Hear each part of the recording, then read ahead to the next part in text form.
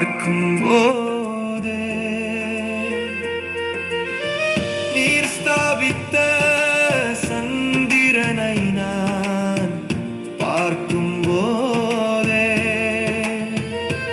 அடியேன் மாத்திரம் உம்மை துதிக்க அடியேன் மாத்திரம் என்னை அபிஷேகிக்க அடியேன் மாத்திரம்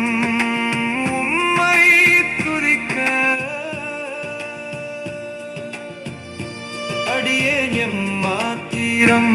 என்னை அபிஷேகிக்க பொன்னிலும் மிகும் பசும் பொன்னிலும் விரும்பத்தக்க